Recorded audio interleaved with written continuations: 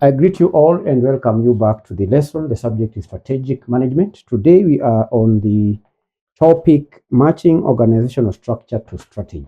And the subtopic is organizational structure. In this lesson, we'll be looking at the simple structures, the functional structure, the divisional structure, the matrix structure, the multinational structures, project-based structures, and the last thing we'll do in this lesson is what we call the strategy and structure fit. We'll have time to look at how to align structure with strategy. Because we said in our earlier lesson that if strategy changes, but your structure remains the same, then the performance will suffer. So, but first of all, what is the meaning of organizational structure? What is an organizational structure? An organizational structure is a formal system of task and authority relationships that control how people coordinate their actions and use resources to achieve organizational goals. So if there exists an organization that has goals like creating wealth for the shareholders, that goal can only be achieved where the company and members of that company, including the employees, they have to be organized in a manner that is that causes that kind of organization to achieve the organizational goals. Because if you have a company, there are many employees in that company. There are many tasks that are to be performed. We have the production tasks in production. There are tasks to do with research and development. There are tasks like marketing. There is finance tasks and so on. So all those tasks, they must be organized. There ought to be a formal system where the tasks and the authority relationships are in place so that the people can be controlled and the actions of these individuals in the company can be coordinated in order to achieve organizational resources. So you coordinate actions and use resources to do what? Achieve organizational goals. So an organizational structure is a formal system of task and authority relationships that control people. They control how people coordinate and use resources to achieve organizational goals. And as organizations move from a startup, as an organization moves from a startup to a global giant, its structure must evolve in order to prevent chaos and inefficiency. Because as an organization moves from a simple structure, the strategy has to change, so does the structure change. So let's discuss some of these structures and their characteristics. We'll briefly describe them and the characteristics because I know these are things that you've covered in your previous studies. So we have simple structure. Simple structure. In a simple structure, the owner makes all major decisions and monitors all the activities. The owner is the sole decision maker. And in such an organization or in where there is a simple structure, there is very little specialization of tasks.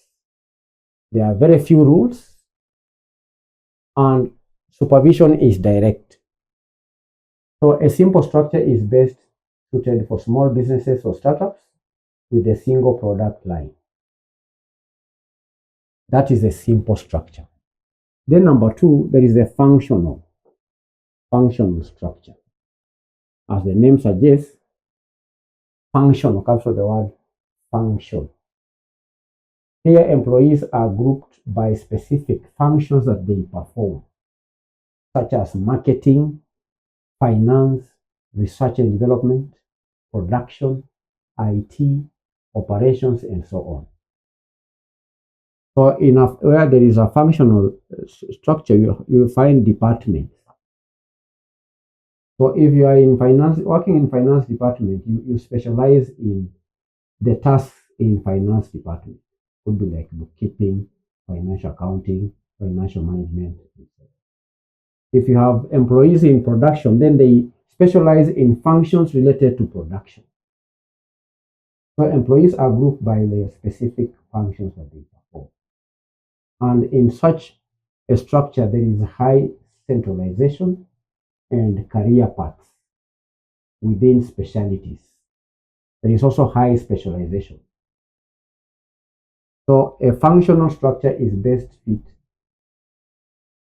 for organizations with a single or closely related product line that require high efficiency. Then there is divisional structure, from the word division.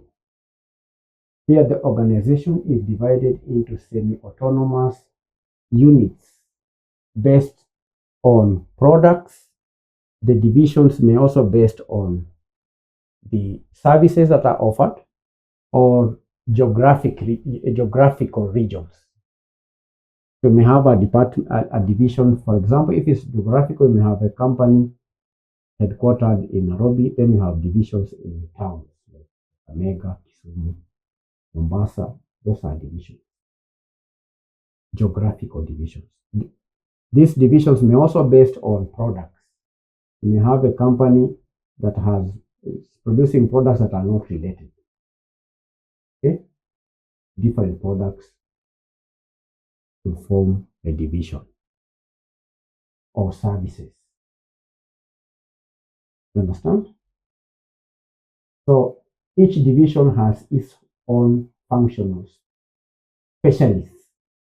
It may have its own HR department, its own finance teams. So each division, they are semi-autonomous. These are business units. And it is best fit where we have diversified corporations that are either related or unrelated. You understand? Yes. Number 4, matrix structure. Matrix structure. This is a dual reporting system where employees report to both a functional manager and a project manager. And one key characteristic of a matrix structure is that it breaks down silos by forcing cross-functional collaboration. It is best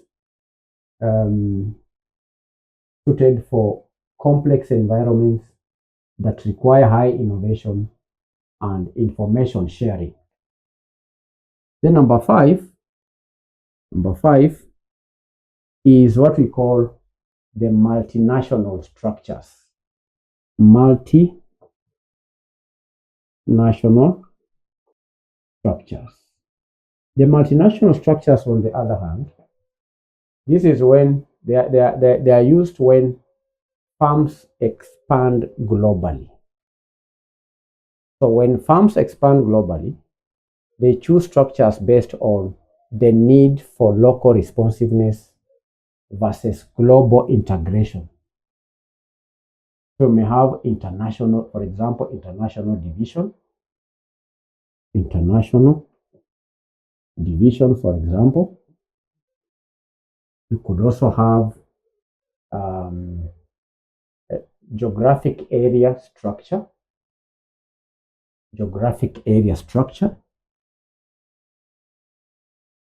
Still under multinational, you may also have a global product division.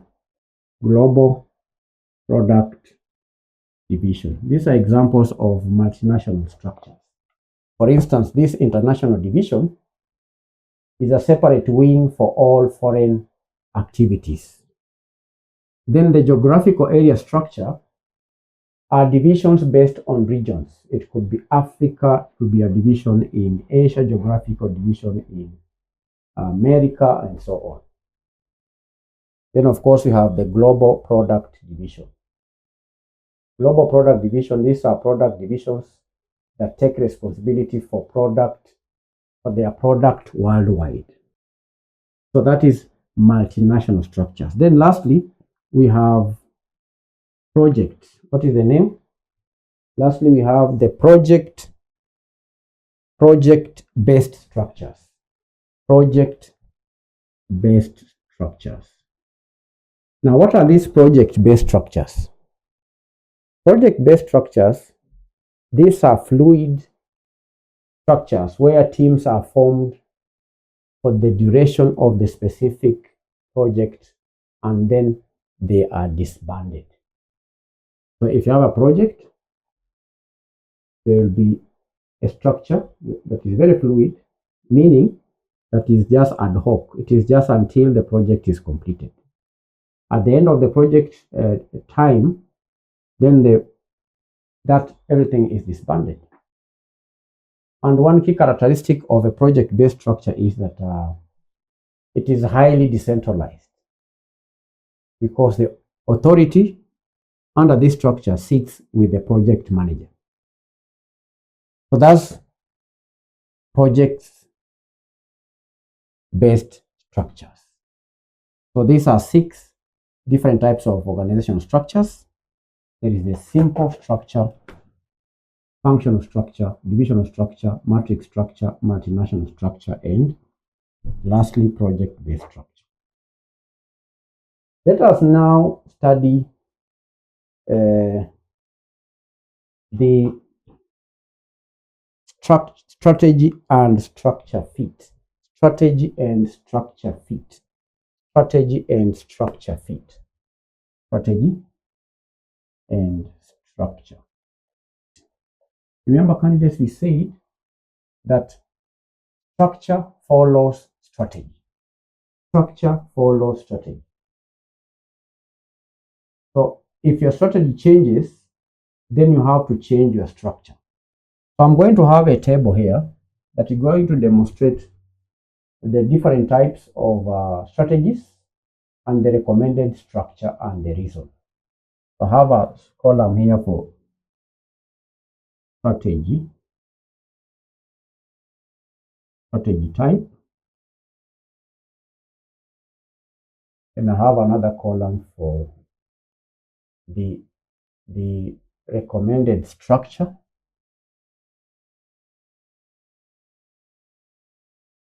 then I have a column for the reason. So there is strategy type, recommended structure, and reason. That's what we are calling the strategy and structure fit. Are you following, candidates? And that is the concept of alignment. Now think of number 1, the cost leadership strategy. Cost leadership strategy. What is the recommended structure for a cost leadership strategy? Now the recommended structure is a functional structure.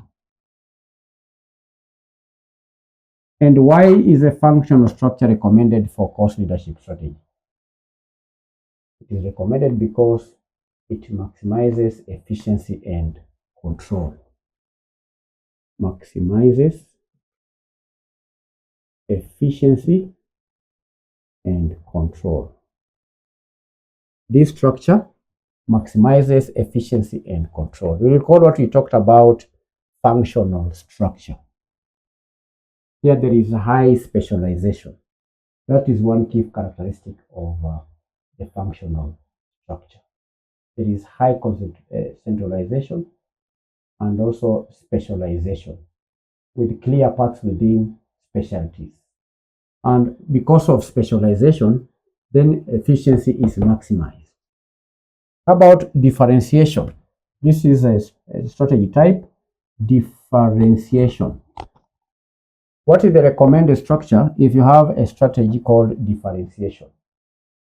The best structure, the structure fit for differentiation type of strategy is divisional. Divisional structure is the recommended strategy. I mean the recommended structure. Why? Because divisional strategy encourages innovation. Encourages innovation because you cannot differentiate differentiation. Differentiation can only happen where there is innovation. You can differentiate yourself from other products through differentiation. And that can be possible through a divisional structure. It encourages innovation and market speed. So if you have thinking of a differentiation strategy, then you have to change your structure to the divisional structure. What of vertical integration? What do you think about vertical integration? What do you think about vertical integration? What do you think would be the best or the recommended structure? The recommended structure where you have vertical integration is just functional. Functional structure is recommended. Functional structure is recommended in case of vertical integration. What is the reason? The reason is that functional structure encourages smooth coordination of supply chain. Encourages smooth coordination. Encourages smooth coordination of supply chain. Functional structure encourages smooth coordination of supply chain. Vertical integration. Then there is diversification. If you are thinking of diversification, then what will be the recommended structure? The recommended structure will be multi-divisional. Multi-divisional, many division, the M4. Why would a company thinking of diversification strategy go for the multi-divisional strategy? Why do you think is the reason? The reason is that multi-divisional structure allows the parent to manage diverse units. Allows the parent to manage the diverse units. Because if you have many divisions, then there has to be the parent at the top that can manage the divisions. So this is what we call strategy and structure fit. This is the strategy and this is the structure. This is the reason. You understand, candidates? And that is the end of our today's lesson on the organizational structure and strategy and structure fit. If you have any question, please feel free to ask your questions. Below this video, there is a comment section where you can ask questions and we'll answer your questions. Bye-bye.